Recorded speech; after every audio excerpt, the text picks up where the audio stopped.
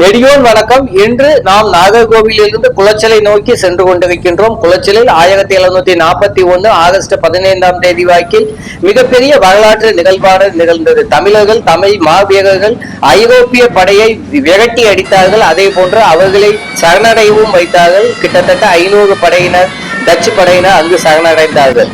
அதே போன்று அந்த போரில் அவர்கள் மிகப்பெரிய வெற்றியை அடைந்தார்கள். அந்த நாடு வேநாடு, அன்று இந்தியா கிடையாது. வேநாட்டின் கீழ் அந்த படையானது அங்கு சண்டையிட்டுக் கொண்டிருந்தது. அப்பொழுது அந்த படையை தலைமை தாங்கியவர் அந்த நாட்டின் அரசராக இருந்த மார்த்தாண்டவர்மா, பால மார்த்தாண்டவர்மன். அன்று அந்த நாடு வேநாடு என்று அழைக்கப்பட்டது. கல்குளம் அரண்மனை இங்கு பத்மநாபபுரம் என்று அழைக்கப்பட்டது இங்கிருந்தது. அதன் பிறகுதான் திருவாங்கூர் என்று மாற்றமடைகின்றது. இந்த பால மார்த்தாண்டவர்மன் இறந்த பிறகு அதை பற்றி அடுத்தடுத்த பகுதிகளில் பார்ப்போம். இந்த வெற்றி தூணில் ஆண்டுதோறும் இந்திய ராணுவத்தால் மெட்ராஸ் ரெஜிமெண்ட், மதராஸ் ரெஜிமெண்டால் படைப்பிரிவால் மிகப்பெரிய வெற்றி நாள் கொண்டாட்டங்கள் நிகழ்த்தப்படுகின்றன. ஐரோப்பியர்களை எதிர்த்து 1741 முதல் இந்திய விடுதலை போர் இங்குதான் நடைபெற்றது. இவர்கள் மிகப்பெரிய அளவில், அதாவது ஐரோப்பிய பாணியில் தான் அந்த போர் நடைபெற்றது. வாளையும் வேலையும் ஏந்தி நடைபெறவில்லை.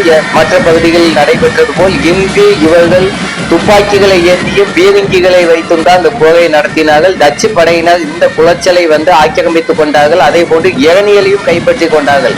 அதற்கடுத்து அவர்களின் திட்டமானது பத்மநாபபுரம் என்று சொல்லப்படும் கல்குளம், அதே போன்ற கோட்டாகு பகுதிகளிலும் அதே போன்ற மலைப்பகுதிகளிலும் இருக்கும் மிளகு தோட்டங்களை அழிக்க வேண்டும். அதே போன்று நெசவு தொழிற்சாலையும் கோட்டாகில் மொத்தமாக அழிக்க வேண்டும் என்ற திட்டத்துடன் தான் தேங்காய்பட்டணம், குளச்சல் பகுதிகளை இவர்கள் கைப்பற்றி கொண்டார்கள். அதே போன்று இவர்கள் குளச்சலில் ஒரு பெரிய கோட்டையும் கட்டினார்கள். இங்கிருந்து இந்த இரணியல் வரை மொத்தமும் இவர்கள் கட்டுப்பாட்டின் கீழ் வந்தது.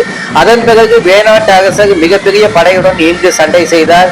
இந்த படையில் ராமவர்மன் அவர்களின் மருமகன் முக்கியமாக ஈடுபட்டுக் கொண்டிருந்தார். பல இடங்களில் சண்டை நடந்து கொண்டிருந்ததால் ராமவர்மன் பல இடங்களுக்கும் நகர்ந்து கொண்டே இருந்தார். அதே போன்று அவர்களின் தளபதியான ராமையன் தளவாய் மிக முக்கியமான இடத்தில் இருந்தார். அதைத் தொடர்ந்து பொன்னம்பாண்டி தேரர் குதிரைப்படை தளபதியாக இருந்தார். திருநெல்வேலி பகுதியிலிருந்து இங்கு வரவழைக்கப்பட்ட மரவர் படையின் தலைவராக இருந்து செயல்பட்டார்.